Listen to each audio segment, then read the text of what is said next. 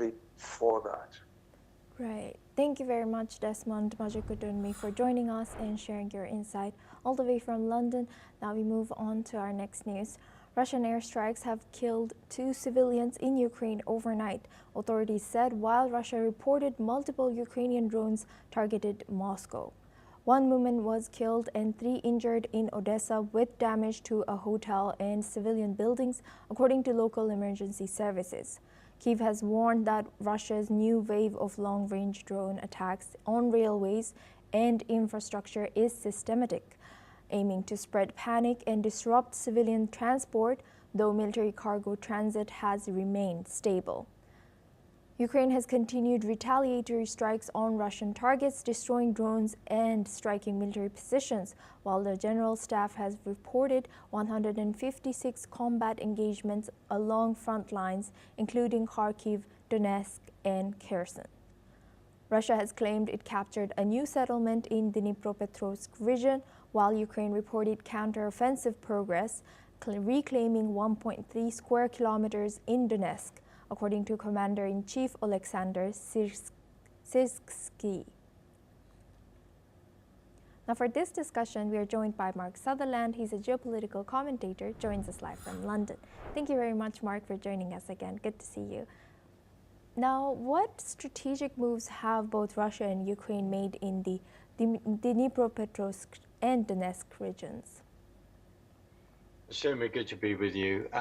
As per our previous conversations, we are seeing what you've just reported on, which is drones flying from the Ukraine into Russia, from Russia into Ukraine. Ukraine has been targeting the oil infrastructure that Russia and the gas that Russia relies on, in which to finance this war and perpetuate this war. They are really working hard to actually damage the economy of Russia. There's of course other countries are putting in sanctions, but they're really trying to do that to then bring the price of oil down, where they believe that it's crippling Russia, to then bring it to the table. And of course Russia is continuing to send their drones in to a part of as their effort, which adds to the propaganda of saying, well, we're taking this village, we're taking this village. And on the previous conversation, when someone else had actually done a load of research and said if Russia carries on at this rate, they might fully take Ukraine by 2256.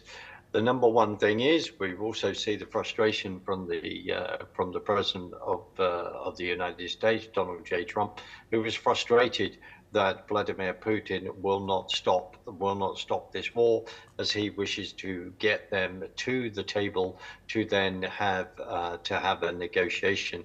As we see all these drone incursions on both sides continue, and we don't seem to see it, without saying the obvious, we don't seem to see it stopping at the moment, Asuma, which is what we want to, because we want to see them coming to the negotiating table, Asuma. Right. And building on that, Mark, do you think that the talks have stalled between, or the U.S., it first was very enthusiastic, President Trump was very enthusiastic about trying to stop this war, and now he seems to have gotten almost mute about it. He hasn't talked about this in weeks. So what do you think? Where is the negotiation? Is there still chances of him trying to negotiate peace between these two countries?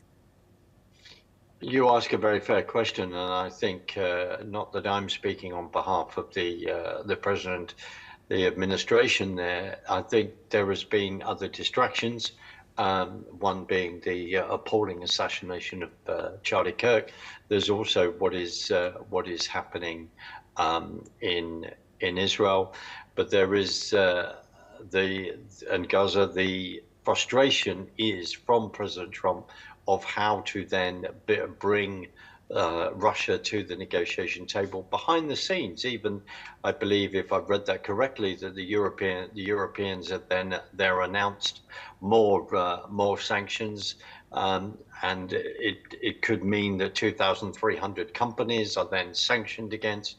They are working hard to then in their mind to sanction companies that are dealing with Russia, but to really target the energy. So we don't know fully what discussions are going on behind the scenes, but I hope that those discussions are then continuing.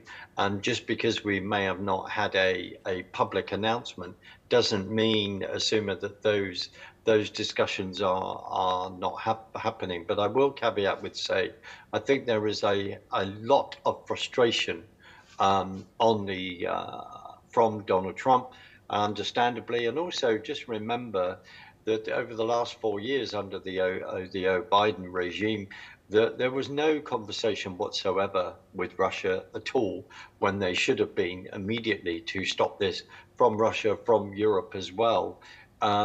However, the people criticize President Trump, but at least on one level, he is trying to then have a conversation. Now, we may go on to discuss, of course, where we've seen the fact that the Russians have sent, there's drones that have gone into Poland, drones that are on the edge of other countries. That now raises other issues because the Americans are really looking at to the Europeans to then step up under NATO and to then provide weapons support to the Ukraine. That has been going on since February 2022 after the Russians invaded. But that then begins to raise another discussion as Right. well, Asuma. Right. Yes, Mark. Thank you very much